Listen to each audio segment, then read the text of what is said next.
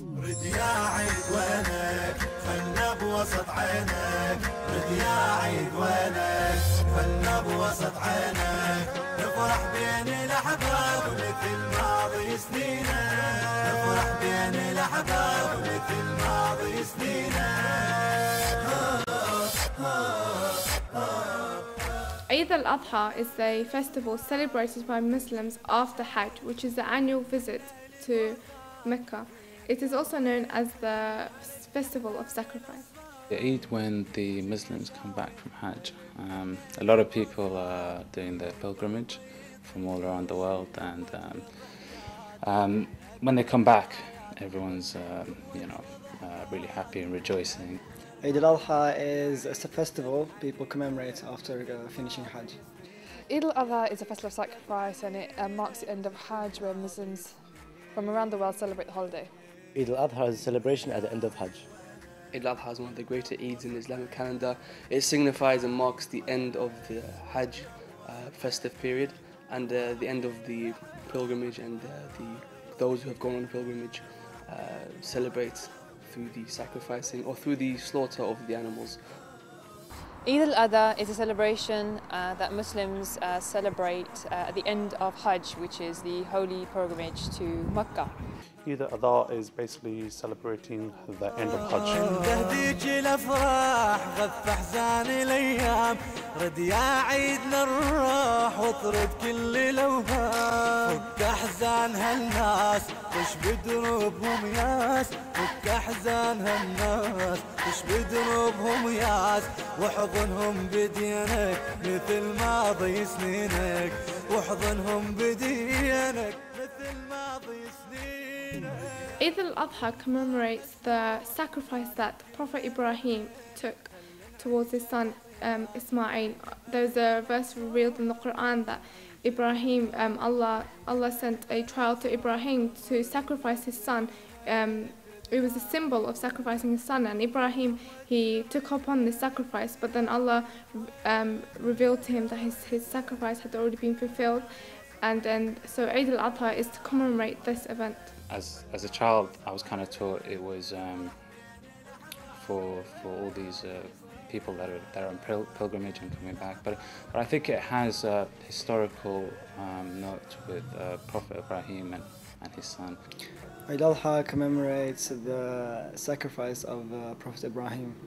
Eid Al Adha commemorates the triumph of the Prophet Abraham that he went through. Eid Al Adha commemorates the end of Hajj, where Muslims remember the tragedies of Prophet Abraham alayhi salam and his showing of his love for his Lord when he was ordered by Allah to sacrifice his son. It's also a time, if we look at it from how it's celebrated around the world, it's a time where family gets together, it's a time where people remember the Lord, Allah. As I said earlier on, there's a theme of sacrifice, because when someone goes, or when an individual goes for Hajj, they're sacrificing their time, they're sacrificing what they have, they give up their work, for example, they take time off work and they go on this spiritual journey towards Allah, towards God.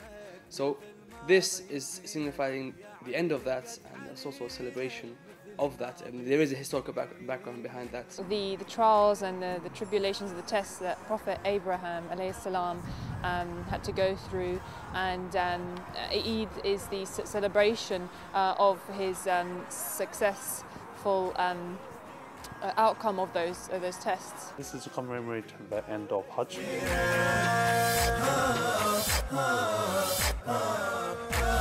عنده ذيك الافراح غف احزان الايام رد يا عيد نروح واطرد كل الاوهام عنده ذيك الافراح غف احزان الايام رد يا عيد نروح واطرد كل الاوهام فك احزان هالناس وش بدروبهم ياس فك احزان هالناس وش بدروبهم. Muslims sacrifice an animal on this day as a symbol of sacrificing something for God and something for religion. It is also a resemblance of the story of Ibrahim and his son Ismail when Allah sent this trial upon him. But Muslims sacrifice an animal so that it's a symbol of sacrificing something for religion. Sacrificing something so it brings you closer to Allah. I think there's a theme of sacrifice in Islam, with most of our worships. You know, when we pray, we're kind of sacrificing our time. When we're fasting, we're sacrificing these pleasures, and I think the sheep symbolizes this sacrifice. Because Prophet Ibrahim was asked by his Lord, by God, by Allah basically, to sacrifice his son, and when he was sacrificing his son at that time, Allah sent him a goat instead of his son. So therefore he sacrificed the goat, and this is used as a tradition, not tradition, but this is used by us Muslims to do every year basically by Eid Al Adha. So what we do is we sacrifice a goat every year. During the celebration of Eid Al Adha, Muslims commemorate and remember Abraham's trials by themselves slaughtering an animal such as a sheep, camel or goat. Muslims are only permitted to slaughter animals in the case that it is in the way of Allah subhanahu wa ta'ala, and besides that, when they sacrifice the animal, the meat is distributed to friends, family and even the poor. The reason that Muslims sacrifice an animal on this day, as I said earlier, is the Islamic significance, the historic significance behind the festive period of Eid Al Adha. If we look at history, we see that Prophet Ibrahim alayhi salam was willing to sacrifice his son, Prophet Ismail alayhi salam. And as a result of his willingness to sacrifice it through the command of Allah, through God, it showed his faith in Allah. And it showed how willing he was to get close to Allah and listen to the words and the commands of Allah. So as a result of that, he ended up not sacrificing his son, but rather sacrificing a sheep. And to commemorate that, Muslims sacrifice a sheep. Muslims sacrifice an animal on this day because it's supposed to symbolize the fact that they too, like Prophet Abraham, should be able to sacrifice what is close to them and what is close to their heart, whether it is people or luxuries in life, for Allah subhanahu wa ta'ala. The sacrifice an animal is because this signifies the test and trial that Hazrat Ibrahim went through.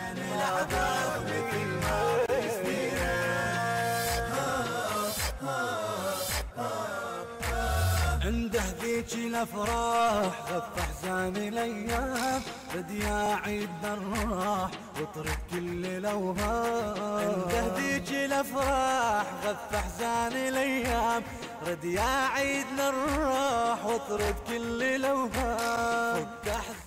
Muslims, they go to prayers at mosque, they gather around with family, they give gifts to each other, and they also sacrifice an animal which then is given to the poor and is given to people in need, and they do like many things on that day. I think it varies from different countries.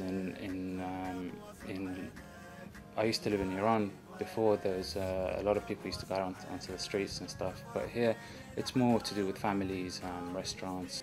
Muslims wear nice clothes, they go Eid prayers, they eat. They have just, fun basically. They try to have something different on that day. They have morning prayers, Eid morning prayers at the mosques in the morning, and they get together with their families and, exchange gifts and also have a meal at the end. On the day of Eid, Muslims dress in smart clothes, they go to Eid prayers, they send greetings to their family and friends and exchange gifts, and they spend the day with their family and their friends. What else, from a social point of view, as I said, they get together with their families. I mean, in the world that we're living in, it's a very fast-paced world where we either are working or at university, so we don't get to see our family as often. So rather like Christmas, Eid is a time where the family gets together, they eat food together, they go out together, and it's a chance for them to catch up, see what's happening with one another. So Eid is also a time where it's devoted to the family. They pray, they do amals, they visit family and friends, maybe they'll buy new clothes. Get together and they go to mosques and pray. There's a collective gathering of all the friends and families, and they exchange gifts on the same day as well. And it's also like a spiritual collection as well of all the families.